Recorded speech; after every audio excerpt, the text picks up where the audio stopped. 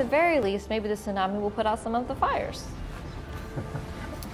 There is that. That's the silver lining. You are a silver lining person.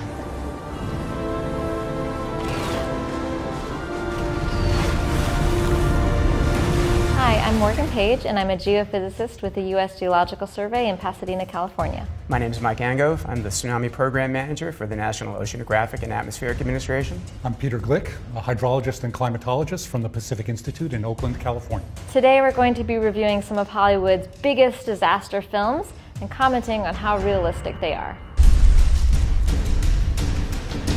This is toward the end of the movie, and The Rock recognizes boats are tilting in a way that suggests that the water is receding. Water being pulled out like that's a tsunami. He's right to be thinking about that. We've just had this strong shaking. Tsunamis do tend to be associated with that type of shaking when you involve water. But here's where it starts to come off the rails. What they're depicting here is a giant tsunami generated somewhere out in the Pacific, and there it is right there. Yeah, I don't think the world has seen this large of a tsunami wave. You would need a major oceanic subduction zone type of an event to generate that type of a wave. That mechanism does not exist in this portion of the Pacific. Maybe we'd get some fracturing, the extension of the San Andreas out there, but it would all be very kind of small. Just in first order, because of San Andreas, the land is moving horizontally. It is a bit harder to get tsunamis. You need either vertical motion of a fault to get a tsunami, or you need something where, say, the shaking causes an underwater landslide, and so that gives you the movement of the ground under the bay. But you need something a little different than you would have in, say, a subduction zone earthquake. This one, the way it's depicted, you can safely scratch off the list. But there is a long history of these movies taking out the Golden Gate Bridge. Well, that's true. They have to figure out a way to do that. If that was on your checklist, take out Golden Gate Bridge, this is probably the best way to do it. I'm with you on that, Peter.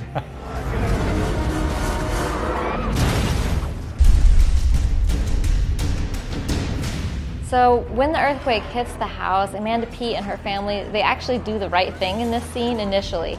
They drop cover and hold on. They get under a stable piece of furniture, which is offering them protection from all of the falling objects. But then John Cusack arrives and tells them to get out of there. Now, their house collapses shortly after, so I guess it was the right call given that that happened.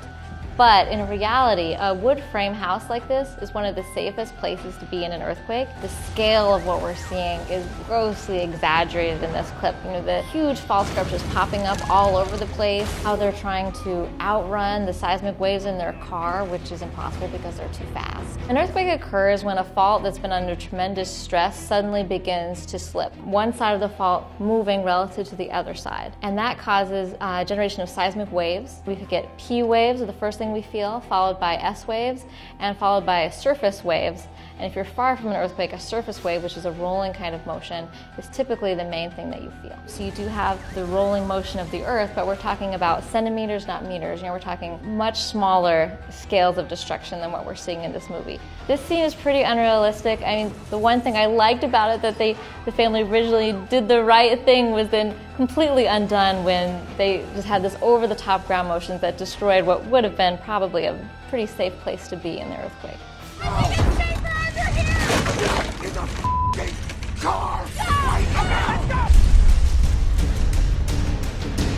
So we're in Antarctica. Scientists are drilling ice cores, which is something that we do. There's a tremendous amount of information you can get from ancient ice cores in Antarctica about climate, about weather, about atmospheric conditions. And then, like a good crazy scientist who's been spending his life collecting data, he jumps across the crevice to try and save some of the ice cores. The Day After Tomorrow is in some ways the best of the really crazy disaster movies. We do see ice shelves breaking off in Antarctica, enormous ice shelves the size of states, in part as a result of human-caused climate change. And as temperatures go up, we're beginning to see fracturing of those shelves sitting mostly on water at the moment. And that may accelerate the movement of land ice into the oceans, and that's what raises sea level. I didn't do anything. The speed we see here is not realistic. What's happening here is a very fast crevice forming and the ice shelf moving quickly. It's typically a little bit slower than that, but that's what we're seeing here. The whole damn shelf is breaking off. That's what's happening. In the movie Volcano, it's so hot, the rubber on his sneakers is melting. He's struggling to move as he carries an injured person off of the subway car. Wow, there's like lava just flowing down from somewhere. Windows are breaking. Oh, and there's just lava everywhere, flames. It's really far, and he's got this guy on his back. Oh, he jumps as far as he can, but it's right into the lava. As far as I know about the interaction between human body and lava, that seems realistic. If you're in a situation where there's a slow-moving lava flow, you can get fairly close, and it's not going to immediately kill you. It is realistic that stepping into lava would kill you, so as far as I know, it seems plausible. Using concrete barriers to stop a lava flow and using water to stop a lava flow, both of these things have been done in the real world. You can sometimes use concrete barriers to divert the lava. That's a little bit easier than just stopping it because it's going to keep coming. But it's been done in Hawaii and in Italy. So in the movie, it's depicted that there's a volcano right under Los Angeles. And just to be clear, there is not a volcano right under Los Angeles. There are places in the world where you do get volcanoes, but Los Angeles is not one of those places. Lava? Here in LA. It's one of several possibilities. It's an iconic scene. It's a cow flying by. Cow. And the cow doesn't look all that perturbed. They're wondering, is that the same cow or a different cow? Another cow.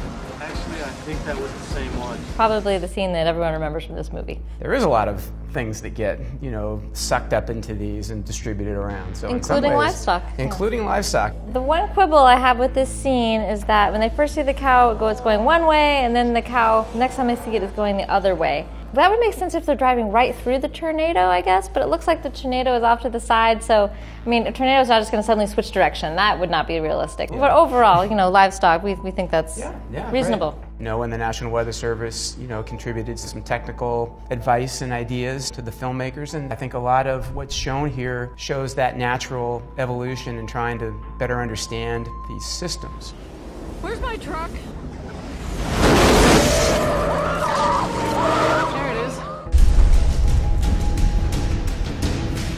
One of the fundamental characteristics of almost all of these disaster movies is that they try to build on things that could be plausible, but to a more extreme sense. And so the movie starts with a series of clips from real extreme events: flooding, tornadoes, drying out of reservoirs. The worry, of course, is that we are now modifying the climate in a way that will make these more extreme events even more damaging to civilization.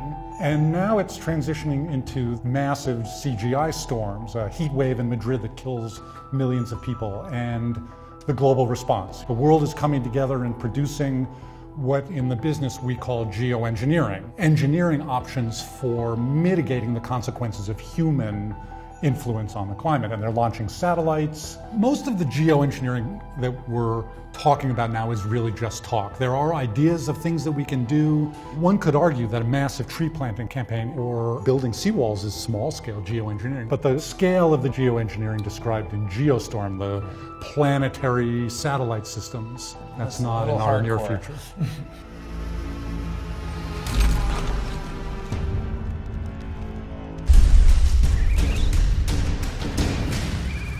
In the movie The Core, birds are just flying right into monuments. Uh-oh. Oh, they're crashing into windows. Panic. Oh, now it's all Hitchcockian, everyone's fleeing.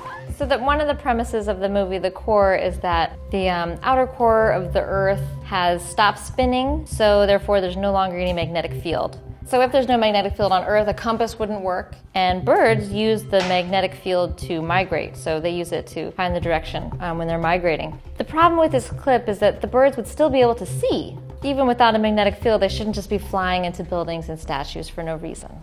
How do birds navigate? By sight? No, the long-range stuff. Here's a world where something has gone horribly wrong, and it's a world of dust, a world of bad weather, a world of crop failure. Historically, we've seen periods when, on a regional scale, there have been massive dust storms. The famous Dust Bowl in the 30s in the United States, there was a consequence partly of a very severe multi-year drought in the Great Plains of the US, combined with, at the time, bad farming practices. Whether or not that could happen at a global scale if we're irresponsible with the climate and with our human practices, agricultural practices, industrial practices, I guess is an open question. Tom's score simply isn't high enough. Matthew McConaughey's an engineer. He's a pilot in a world now that he's told doesn't need engineers, they need farmers. Good farmers, like you. And again, there's a comment in this scene. We didn't run out of television screens and planes. We ran out of food. And there is a tension between using resources in general for basic needs versus resources for more advanced technology. That's already a tension. But we also know that we could grow a lot more food with a lot less water. We could use efficient irrigation systems. We don't have to overpump our groundwater unsustainably. We can grow crops that are more water efficient rather than water intensive. This is the only habitable planet we know of. If we make it uninhabitable, we're screwed. We can't go somewhere else. Now, he can because they have a spaceship that lets them do that, but that's not the world we live in today. Nelson's torching his whole crop. Light? They're saying it's the last harvest for okra. Ever. Okay, well, to have a Sharknado, you need sharks, number one. The next thing you have to do is you have to change the weather in Southern California. And then you need a tornado. You don't see these over the ocean that often. You need to suck the sharks up into the tornado, check. And now to really have the drama, you need a city that you can deposit these sharks out of the tornado. And Los Angeles happens to be conveniently located for that. So you're basically saying that if we accept all of that. Correct. This could be a realistic movie. There's maybe no the most problem realistic here. of the ones that we've screened. Great. You can't just wait here and wait for sharks to rain down on us again. Yeah, so this was a particularly bad storm, hurricane interacting with some mid-latitude weather. What you're seeing here is the attempt of the Coast Guard who's being called in to do an at-sea rescue. It really gives you, I think, a good sense of just how difficult these operations are under these conditions. It's credit to the Coast Guard that they do that.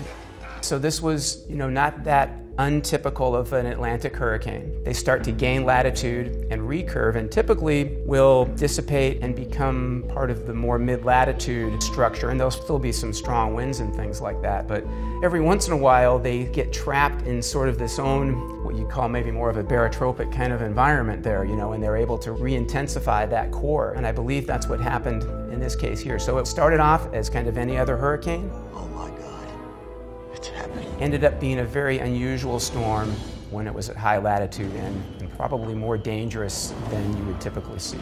Our computer weather models are pretty sophisticated and they do a pretty good job of showing you where these dangerous areas are going to be. If you're a seasoned mariner, working up there and you've seen these things over your lifetime, when something anomalous like this comes along, maybe you're not quite as willing to back off.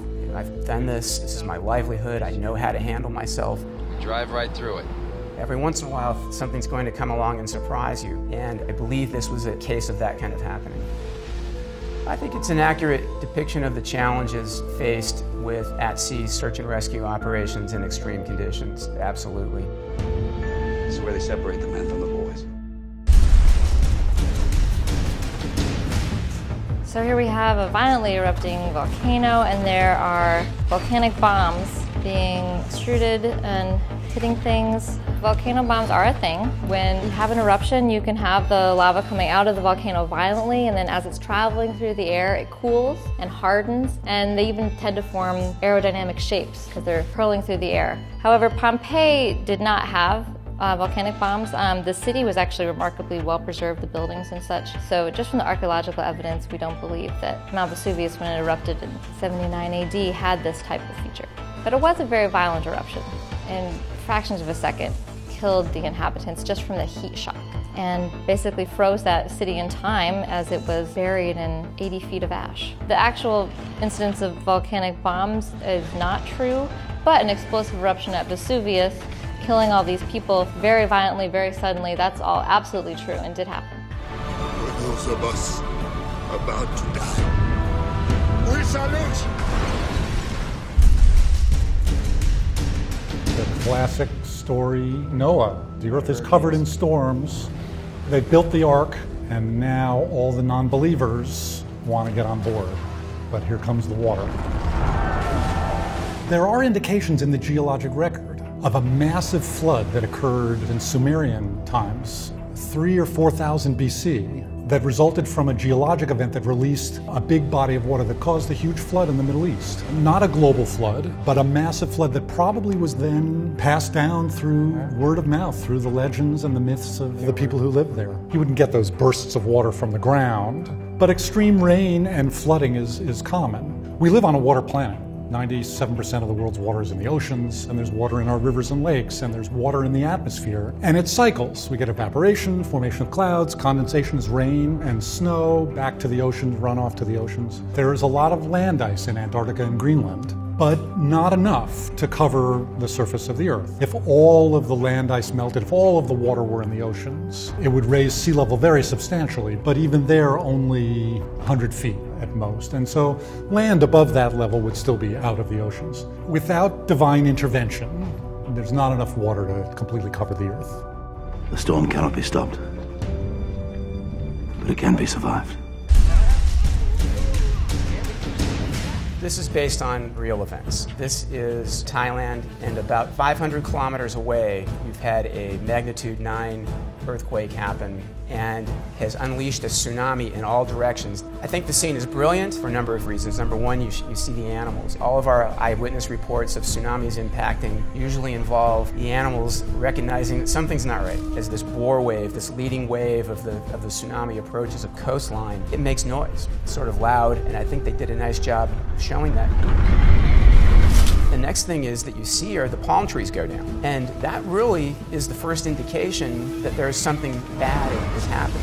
Your natural warning signs are your best indicators of a tsunami. If you feel strong shaking and it lasts for some duration, go to high ground. This is generated 500 kilometers away. They wouldn't have felt any shaking. There's almost nothing they could do.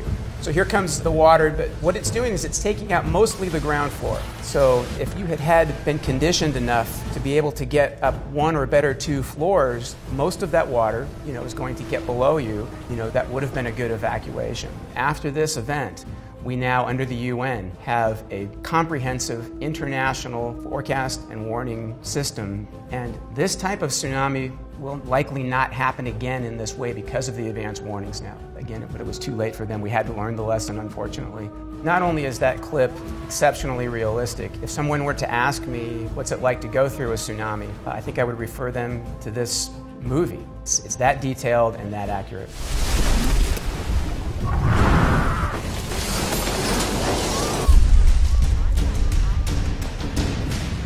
So we're in a park in New York City, it appears. An ordinary looking breeze, but in fact it's a very menacing breeze because that's what's carrying some sort of toxin or chemical that is being emitted by plants to turn humans into suicidal zombies. A police officer has just shot himself. Another zombie person is getting out of the car, walking over to the gun. Don't do it. What is the motivation for the plants? The revenge the of the plants are basically having their revenge on the human race for probably good reason and decided to make us off ourselves. Well, there are plenty of plants that have all sorts of psychotropic properties, as some people may know from direct experience. And there are plants that will hurt you if you eat them or touch them. I think the closest thing to this is there is a fungus that will cause ants to climb to the top of blades of grass that makes the ant in a way suicidal. It basically zombifies the ant and it climbs to the top of the blade of grass. So that's like the closest thing. I'm trying really hard to find something related that's plausible, and that's all I got. Clearly this is complete nonsense, but the Earth is resilient, and even if humans don't make it for whatever reason, plants likely will. What? No.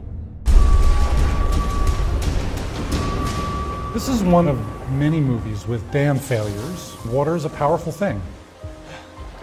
Is that good or bad? That's very bad. And I guess we have a bank robbery going on here. There's Morgan Freeman. Things are erupting everywhere. And here goes the dam.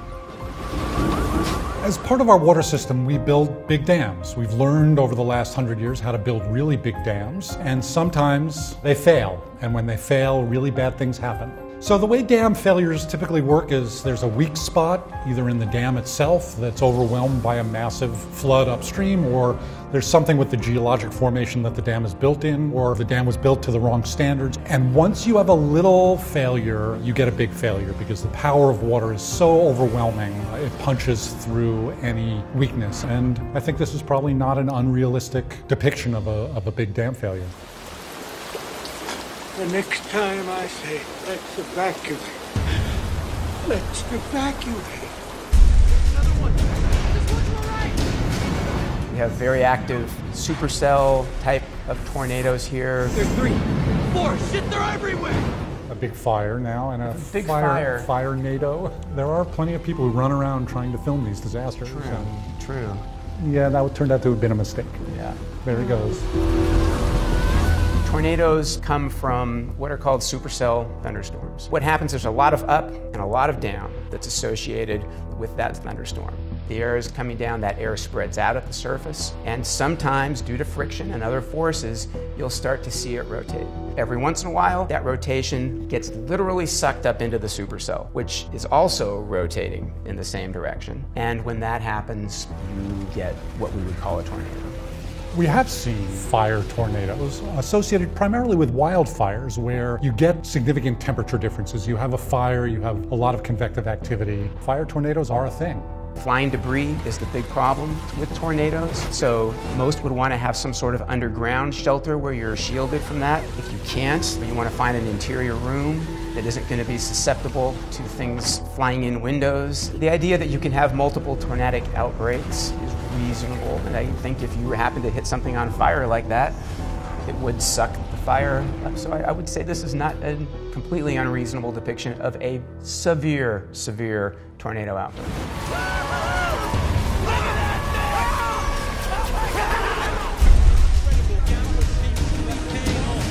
Did we just beat this bastard? It looks like it. One of the themes of all of these disaster movies, which some of us love to watch, is whether or not humans will survive, how we'll survive, what the threats are that challenge our ability to survive. And we're not worried about all life on the planet going extinct because of these kinds of things. We're worried about humans and whether or not we're going to be smart enough to foresee and prevent the disasters that either we're responsible for or that we might see coming. We as a species just don't have it within our capacity to look forward enough to get in front of these problems. We're very good at dealing with them when we have no other choice. I'm going to try to quote Winston Churchill here. You can really count on the Americans to do the right thing once they've exhausted every other alternative. I have a sense that when push comes to shove and we really have to step up and make a difference, we may just figure it out. For some of these things, it's time to step up now. Oh, I'm with you. Yeah.